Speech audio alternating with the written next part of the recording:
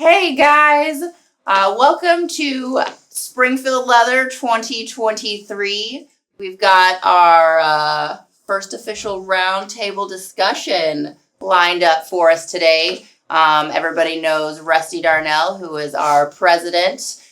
We've got Kevin Hopkins over here, the founder, owner, bundle maker, leather roller, Culver's eater, something nice here. dog lover, Dog whisperer. Anyways, he's the master of many things. And then we've got Dan, who is our sales director, Dan Snyder over here, who will be asking some very informative questions, I assume. That's the plan. that's the plan. The questions are probably going to be informative. I don't know about the answers. Alrighty, well, we hope you guys enjoy our little repertoire today as we kind of inform you of what we've got going on here for the coming year, what we've kind of noticed going on in the last couple of years, and just kind of an overall view of the leather industry Kind of right give now. people an idea about what's going on in the leather world, Yeah. what's going on here a little bit. I wanted to tell you my official job is to walk around, give dog treats to the various dogs. It is true. He probably has dog treats in his pocket right now. I know for a fact he does. That's right. Luna's laying right here on the floor, just waiting to get one. So, you got something to say? I know you got something to say, but you wanna... I just wanted to get the elephant out of the room. We put the biggest personality on the shortest bar stool because we only have 3 bar stools the same height. Yeah, I had to go sneak this one out of the stripping department. So what are we talking The about? leather cutting department. Anyway, that's it. What do we got, Dan? Well, what we got? So yeah, we got a couple things, a couple questions to touch on. But let's thought first. We just got back from WISA in Dallas, second year. For us. Well, Yeah. yes. And so I just wanted to hear your guys' opinions on some of the trends and the styles and the products, what we saw there. Well, I tell you one thing that you can see. So walk through the areas, for instance, saddles. Watch saddles every year. We always refer to it as the bling, the shiny stuff. And if you go enough years in a row, watch it as the fashion industry starts to get shiny stuff, the saddles get shiny stuff. And they'll get shiny and shiny and shiny until all of a sudden there's some of the saddles you can't even find a piece of leather on because it's covered with silver. Go back the other way. And so one thing that we noticed this year, the plain saddles are still there, but there's some bling coming back around. Kind of gives you an idea of the I guess leather goods production across the board, because saddles have half and half bling and no bling. That it's split up pretty evenly. And if, like you said, some years you go there and man, covered with sparkles. You got to wear sunglasses. Various vendors, and other years just ain't there at all. So when Rusty and I see that, it kind of helps us to appreciate, hey, we might ponchos with crystals on them, or we might want to start discontinuing something to that. I also noticed, touching on the saddles, I noticed that a lot of them had the hard seats. Yeah. So you can go, and years past you'll see stingray seats, you'll see cayman alligator seats, you'll see elephant seats, the hard seat is back, a few years back, rough out was really, rough out saddles just as far as the eye could see, I feel like we saw quite a few of those this year too. I do too. We did. And, so when you start seeing, they're using, embossed leathers rather than the exotics, and so all of that ebb and flow really gives you an idea of what to expect, what people are looking for, and at the same time, when saddle companies are cutting a lot of exotics and boot companies are cutting a lot of exotics, there's going to be a lot of scrap to be had. There's going to be a lot of seconds to be had. So when you see that change to where they begin, like you said, hard seats, well, that scrap is not going to be the same. Right. That also reflects not only the bling, but reflect itself in the accessories that you see. You start to walk around, make it a little. And typically, at this show that we're talking about, most, not all, but most are on a certain floor level of this show. But all the booths, practically, are on floor level. So when you start to go from one floor to the next, and you get down to the floor where all the accessories are, you really start to get an overall picture of this, especially with the accessories. Well, and we've seen that in on the boot floors. You would see that more plain look to the boots. Years past we've gone and they were just filigreed all the way. The soles tooled, the whole 9 yards. It's just a lot more bland this year. Just pulling it back, and then you also start to see what's the color for this That year. was something that hit me. Always watching for that is the color. Just that I got from talking with various vendors is don't be afraid to buy gray leather.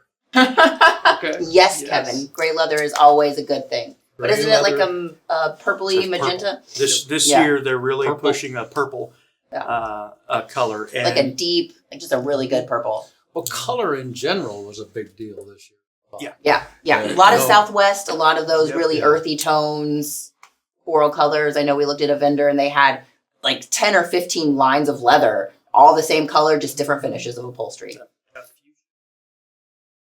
Bags and stuff like that purpley Yeah. style. Well, I just say don't be afraid to buy colors because that's kind of where it's at. Yeah.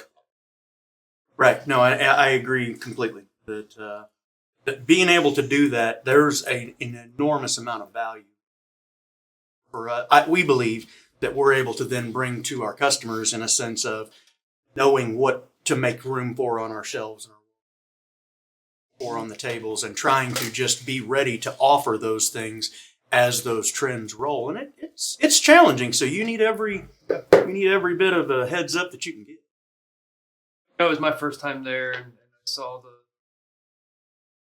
that you built with vendors from over the years. What happens when that's a lot of camaraderie, that's a lot of years doing business together.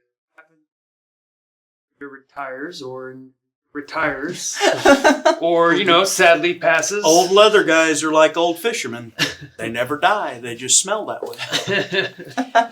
So, most of the time, that's really the case is in some way, shape, or form, when you're drawn into this leather world, you basically die in it. And so you have those long-lasting friendships and relationships. Sometimes you get to a point, I know I do. I get to a point where I will intentionally do business with somebody because I like it. Not because it's necessarily the most convenient, not because We need it or we have to have it. Or they're banging on the door hard, Well, But we've got customers that we buy from. No, they're not. right, Block. right. And you do that because you can a lot of times. And like Kevin said, maybe it's not necessarily because they're the cheapest, and maybe our margin won't be as great as it could have been if we'd have bought it from somewhere else. But that's not what life's always about. I've emphasized over the years many times. It's especially true, I think, and maybe easier to see with the example of a sewing machine than anything else. Buy a sewing machine, buy it from somebody that you like and have a warm, fuzzy feeling for. Because you're going to get to Because know. if it's your first one, you're going to need that person.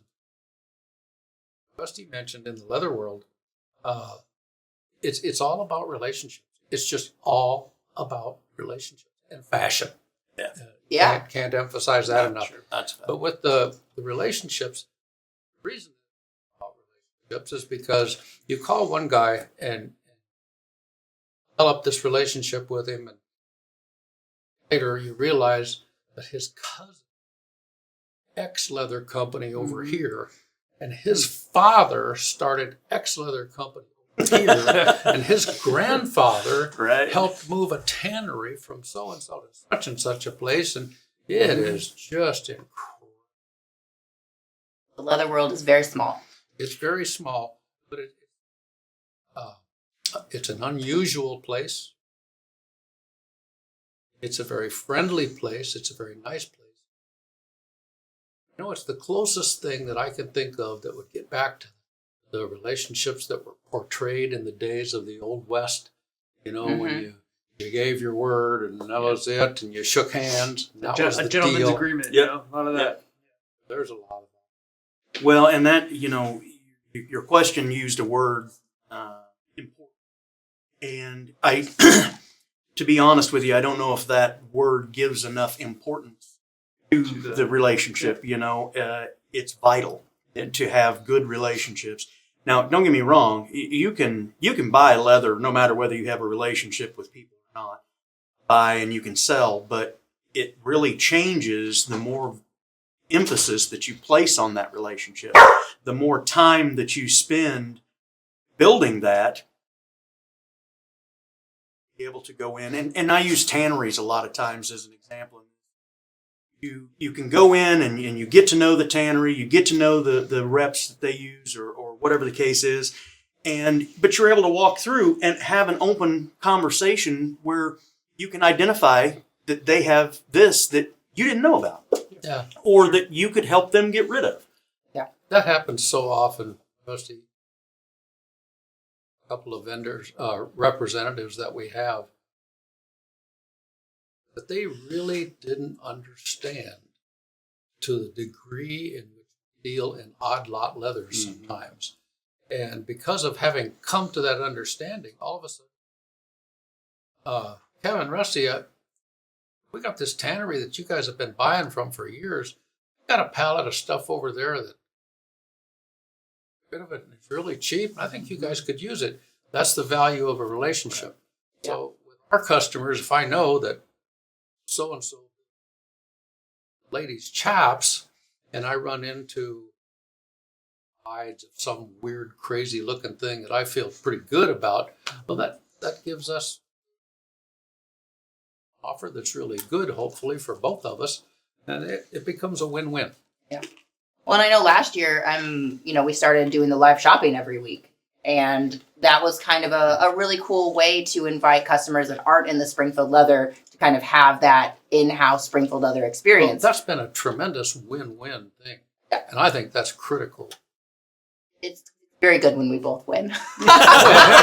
It is. But yes, it kind of gave us an opportunity to move more of that leather because we can put it on retail or we can, Kevin, puts it in his bundles that he's forever rolling. But, whenever we can sit down and have that, what's becoming 2 hours every week with our customer base that joins us on Facebook, they get a chance to see all of those miscellaneous things that we're getting from vendors, and it allows us to move a lot more of that stuff. Well, we used to buy it.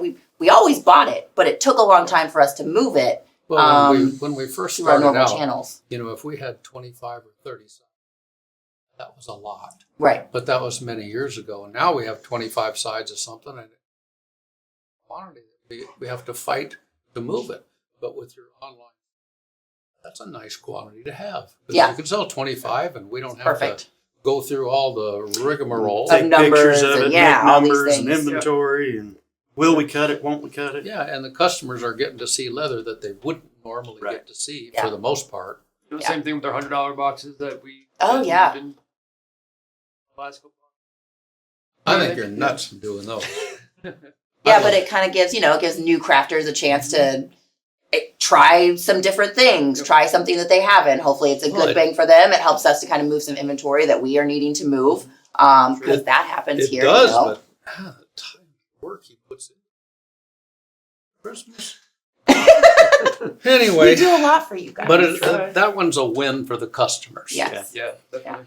Well, and That helps us, I guess, sort of, kind of. And in that vein, not to beat this question to death, but in that vein, we have a very good relationship with a gentleman that reps for multiple tanneries. And when we first started buying through him on one or two projects. We actually met him at WISA when it was in Denver here. That was the first time we met him. That was funny. And so started, he says, I don't deal in job lots at all. I don't deal in job lots at all. None. Okay. That was how many years ago? That was probably 6 or 8. Maybe more. Maybe more. Maybe 10. Well, I just had to text him, no, I don't have use for that 150,000 feet of leather coming out of Turkey. What is it? What's all job lot? I said, the whole thing's Yeah. job lot. No, okay, thanks, Joe. So it over that time, it really changes, and in that same situation with that same individual, different tannery, but we've bought, 400,000 feet over the last Or few more. months or last Half year. a million. That came, and it was all job lot. The whole thing was job lot. Now, but we were also buying stock leather from him and through him at the same time. But you had this opportunity. Sure, but we established that relationship with him. Got to. And said, and even though he was adamant about, no, I don't do job lot, I don't do any of that. When he got to that point where he came across something, he goes, I know you can use that. I for have a leather. person. And the Yeah. thing is if you think COVID didn't change your life, that was really when he started to be like, okay, yes, you had canceled orders, you had companies that just went away. The tanneries all of a sudden had thousands and thousands and hundreds of thousands of hides and sides that they just could not do anything with. And even in this country, I don't know if you know it or not, but in this country, they've spent the last 2 or 3 years burying hides in the landfill. Wow. Because there was just no market for it, because when all of that business went away, all this other leather was already produced. So they either had to find somebody that was going to be in business and take the stuff that they had, or they had to basically ditch it, recoup any cash that they could, and start tanning under current production. Sure, and that's allowed other tanneries that we've been in conversations with to be able to open up to different markets now, and so that way we can have that build that relationship up again. Yeah, and so it's I think it's like a relationship with a friend that you've known since high school. You change, things change, your circumstances change. You get married, you have kids, you get divorced, you lose a lot. Whatever the case is, over those years that changes, and the relationship changes with it. Sure. It's the exact same thing. You know, These people, I would sit down and have a beer with any of the kind of people that I have in my mind when you ask me that question. Yeah. You'd have a beer? No. Glass of He'll have a wine. glass of wine. Yeah. I would have a glass of wine, but not the beer. That stuff smells bad. Anyway, I was thinking that China is kind of a good example. China is thought of in many different ways. It depends on who you are and what you think about various political sides of how to treat China. But the fact remains that China has just a zillion people. It's a huge marketplace. They produce just a bunch of stuff, including leather. And when the COVID thing goes up and down in China, things shut and open and shut and open, and it makes life extremely difficult for some of those vendors, and hardly deal directly with a Chinese tannery. Mm-hmm. You have to have a representative. So it goes back to those relationships. That's the sort of thing we would like our customers to have with us. Is the kind of relationship where there's a little bit of give and take, and you can do somebody a favor and they can do you a favor, and the world goes on in a better way. At least for the leather world, it does at any rate. So touching on that a little bit, lately the labor shortages, the increased cost of doing business, the cost of goods, logistical nightmares, and then the big one, inflation, has all kind of played a part, been catching up the last couple of years. That's crazy. So that very complex dance of all those different things kind of plays a part in determining our costs. Sure. And so can you kind of both describe a little bit about the forethought that goes into, taking all those things in consideration and how that, relates to the customer experience? The way that you get 150,000 feet of leather from one spot to another is in a 40-foot container. And through COVID, especially when there were ships sitting in the harbor, what was a $3,500 container now is a $15,000 container, $18,000 container. We've seen some container prices that if you didn't say yes when they gave you the quote, they would requote it. They would not honor it 30 minutes later. Wow. And you have to deal with that. You have to take into consideration, for instance, just normal world, nothing, no pandemic, nothing. It's still 45 days on the water, so you have to take that into consideration. Right. Mm-hmm. And you have to be able to plan those, sort those. When you get 100,000 feet of anything, it's a lot of work to do. Sure.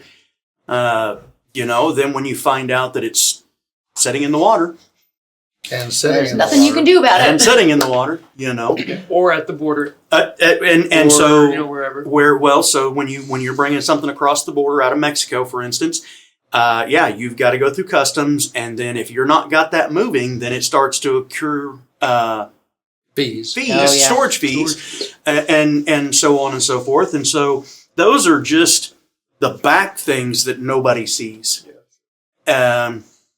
When they started trying to combat COVID, it was a bottle shortage.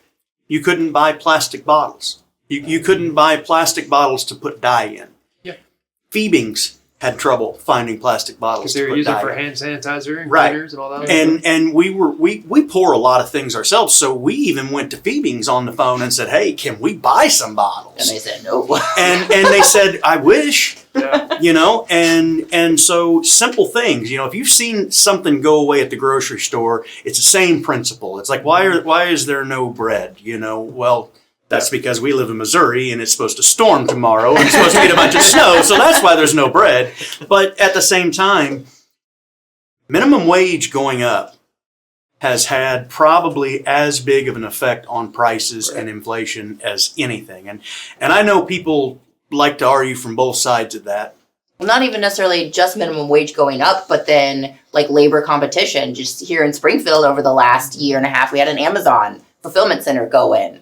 That takes a huge swath of people off of your labor market. And then whatever prices that they're paying, it's a whole big. Well, whenever minimum wage goes up, it goes up across the whole tiers of your business because you have to raise everybody up there. Yeah, so you can't just raise, your wage, newest hire if that be how you hire, and we don't. And so, we want to be above that, and we want to do as much as we can.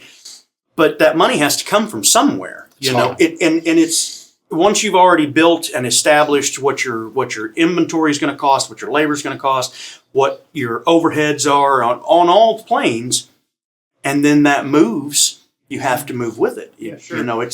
People call it corporate greed, but I disagree because it's not like that extra money's going in the bank. Right. It's going in your paycheck now because you make more. Yeah. And you're not necessarily producing anymore. No. But you're making more money. So And then couple that with the increase in shipping costs and storage fees and Well, all these other things and- across Yeah. the board, you have to keep up somehow, right? You're seeing something. Was it Yeah. Microsoft? I think it was Microsoft Yep. that just laid off 10,000 employees. Spotify did the same thing. And I know the Twitter and all of that, but the in the article on Microsoft, it was interesting because they made the comment that they laid off these people because they had been panic hired. They had hired them just to grapple up as many people as they could. Well, Bass Pro here has been just booming and busy, and it's hard to tell, are you just panic hiring or do you seriously have that demand? But it's made it very difficult. The nice thing though is in this area, largely that is kind of come back at bay to some degree. that's such a good point because all of those things obviously affect the cost of the products that we buy, Mhm. and it affects the price that we charge our customers. And one thing I've noticed, cost of what we buy to resell has of course gone up as it has for everyone, but it sure doesn't stop us from buying it because you got to have it. You have to have it. But just a couple days ago, the customer comes in and he's just griping at me about the price of some side of harness leather or something. And he's just complaining about how he just can't charge his customers anymore. Well, I just don't know how true that is, because I am the last one to want to raise prices, man. I would just almost sit and sell it at 10% below cost and make it up on volume. Walmart style. We know that doesn't work, but I looked at this guy and I put my hand on his shoulder and I said, look, just need to raise prices. People are going to buy what you have as long as it's a good product. He said, well, man, I've got so much going into it, I can't justify raising the price. That's just not right. Everybody today is suffering from that problem. Sure. And the world's still turning, and people are still buying and selling. We've had to raise prices.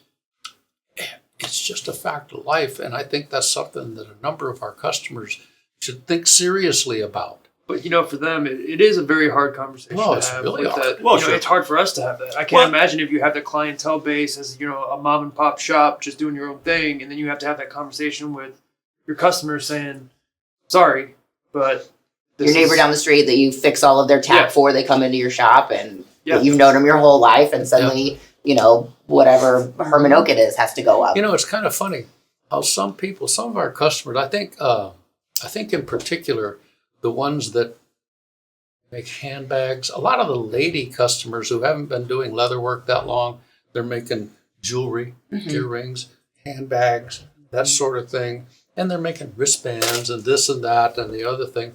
They just raise their prices. They just raise their prices and go on down the road. But if you're one of those good old boys that's been doing leather work for years and years and years and years, and you know all your customers, you don't want to raise your prices ever. And it's hard to change. Yeah. But I think we have to.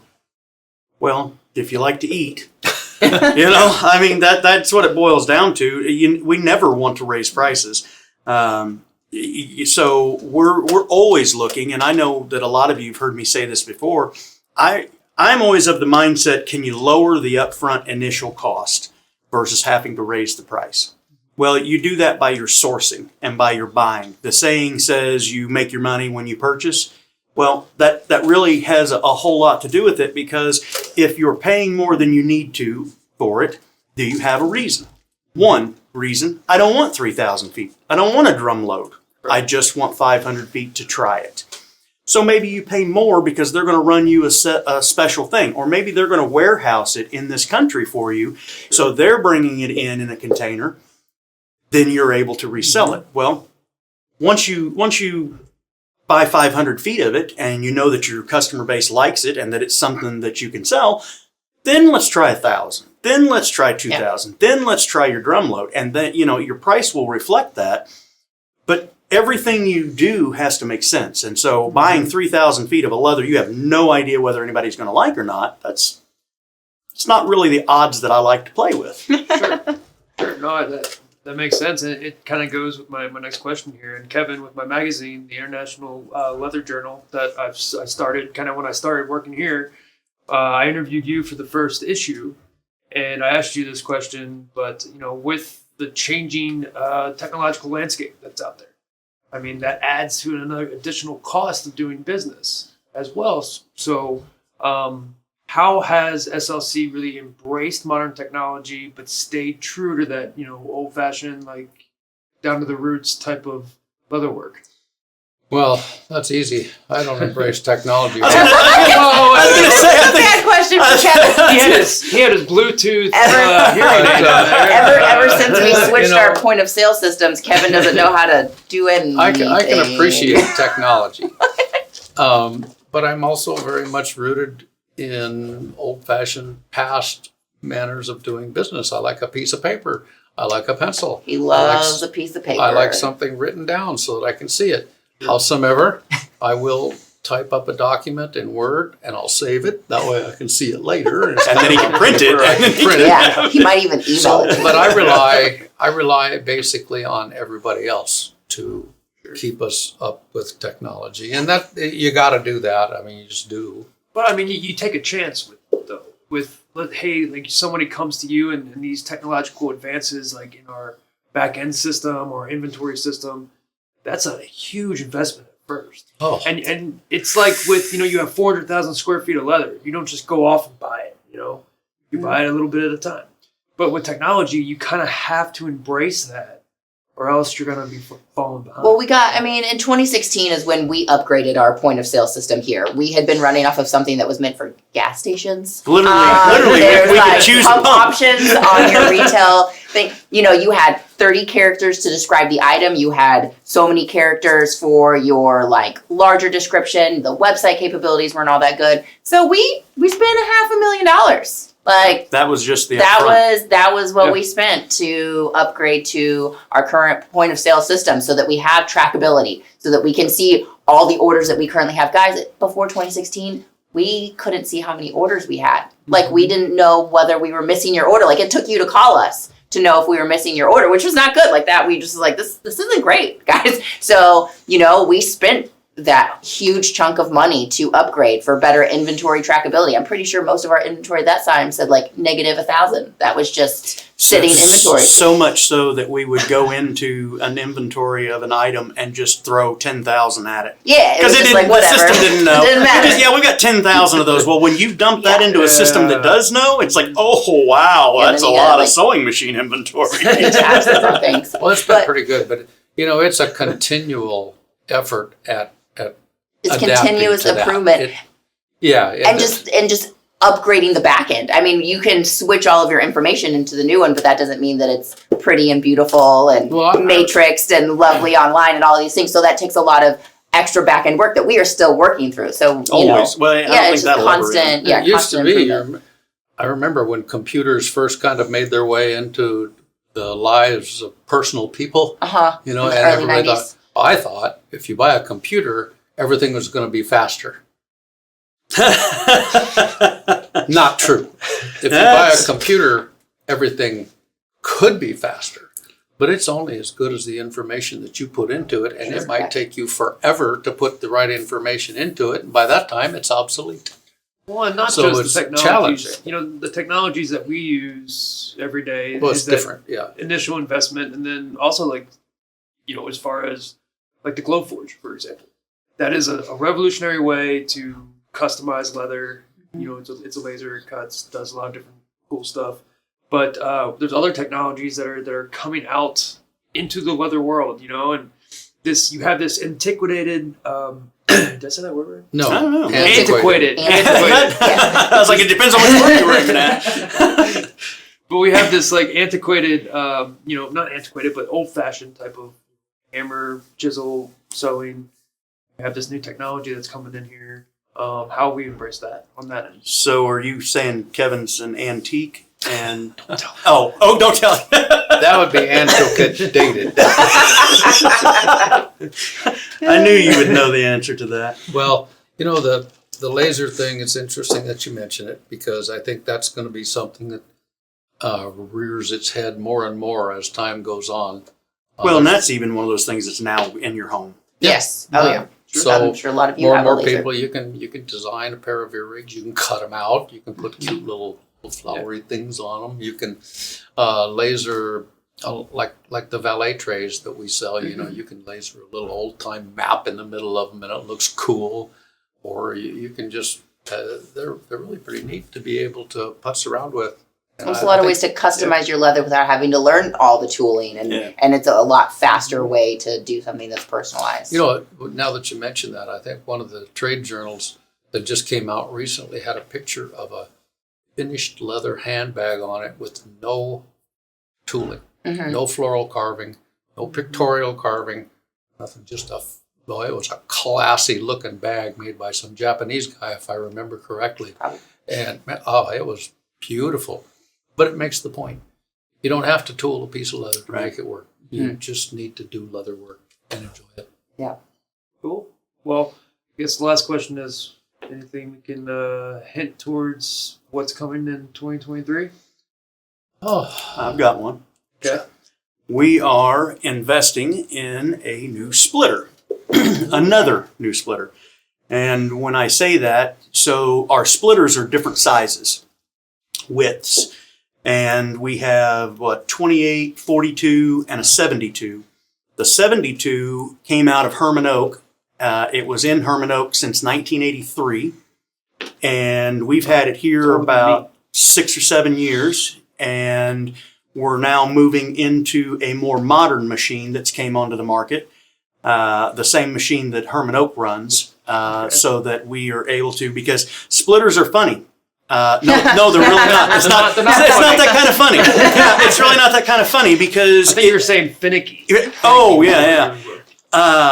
The challenge that come along with splitters, and I'm talking about a band knife splitter, and it operates just like a bandsaw, only it has grinding wheels and a sharp blade.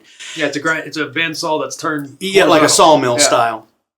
The challenge, though, is it seriously depends on everything as to whether the splitter's happy today. Yep. The humidity, the heat, the cold, the side of the bed you woke up on, if you had enough coffee, it's so challenging. Don't forget to mention the day of the week. And the day of the week, yeah. And so we're moving into a machine that has more specific tolerances, has much easier capabilities of getting parts and keeping that up, and we're working with Herman Oak in conjunction to train. They're training one of their guys, and we're training 2 of our guys to know how to work on those machines. So our guys are going to St. Louis. They're going to be going on a few other trips to learn to run those, which is going to help us to be able to continue to offer that splitting service. Yep. And if you don't know it, there's a lot of leathers that we'll buy at full weight so that we can split to weight so that we know we have the inventory. Now, if you buy split leather, usually there will be a cost difference in the leather because of it being split, because there's the suede market, there's the rough out stuff that you can do. So we may have a little bit more invested in it, but it gives us that ability to always have what you need when you need it. And so at least have a better chance of it. And it's kind of it's a pain to have to split a side. When somebody called and said, I really want a side of this oil tan, but man, is there any way you guys could split that to 2.5 ounce instead of the 4 to 5? Well, yeah. Let me tell you about all the caveats. Yeah, probably. What day do you want it? Yeah, we can do that. But again, it's a matter of it's not just a matter of grabbing a hide and going in there and bzz, running it through the splitter. I mean, it's a process. Get the splitters started and ran, and you have to, and so on the splitter that we've got now, the Turner, the big one. Did I hear right that we have the only Turner in the U.S.? Yeah. Only one. Imagine that, guys. We have the only piece of this brand of equipment in the United States. The company isn't in existence anymore. They were bought out. It's a lot of machinery for you. Taken away. We own a functioning antique. Yes. And functioning is questionable.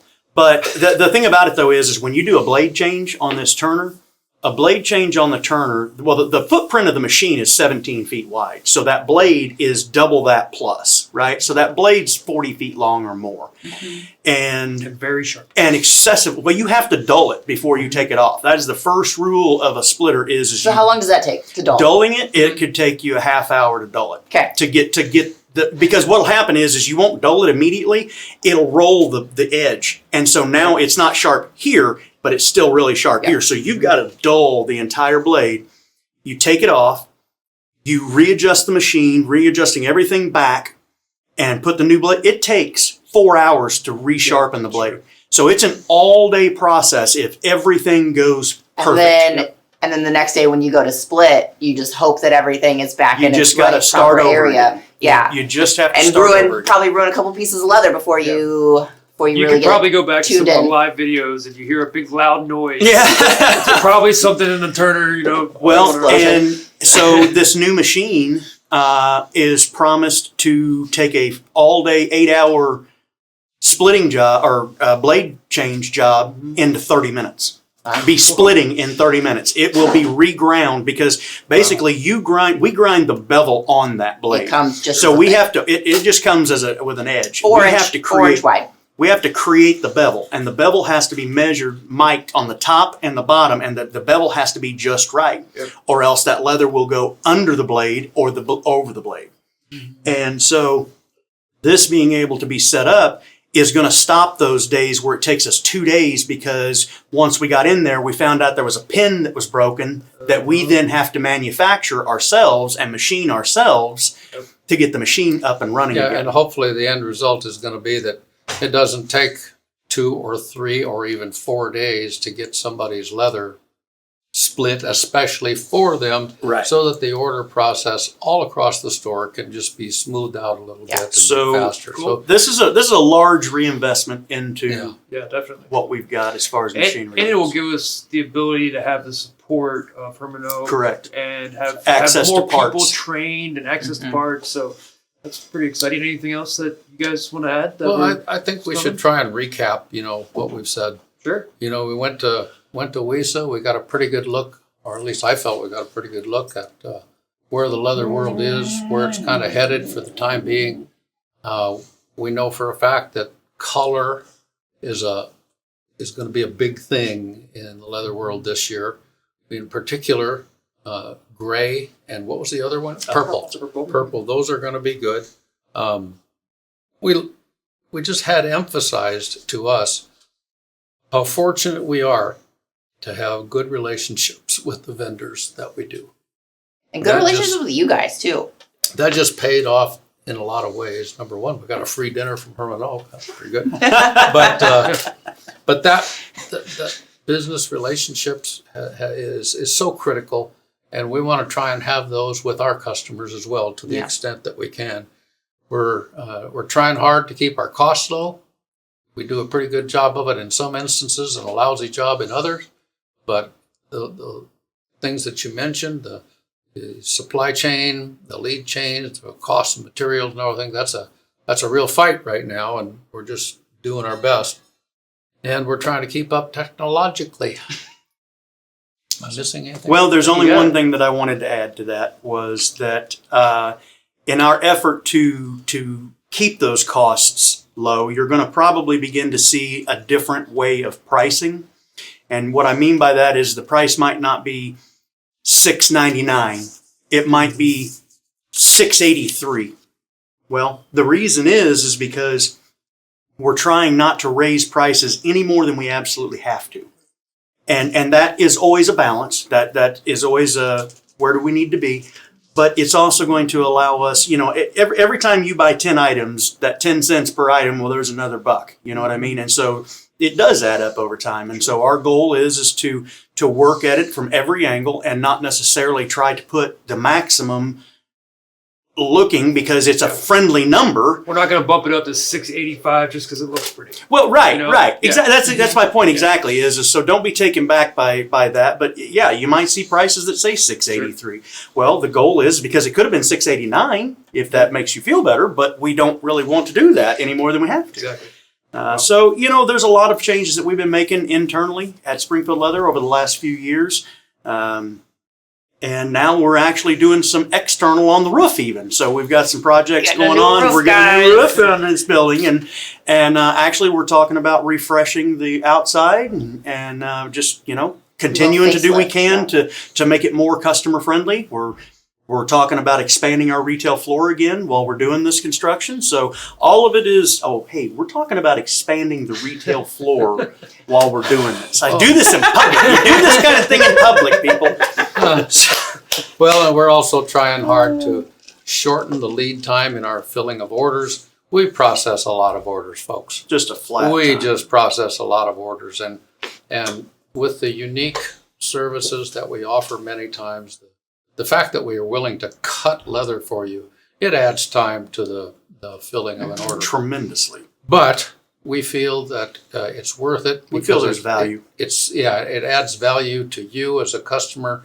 You don't have to buy a full side or a half a side. You can buy whatever you need to try to do what you want to try to do, and you don't have to invest a fortune to be able to do it. So we're on your side. We're working hard, and we're going to keep doing that. Absolutely.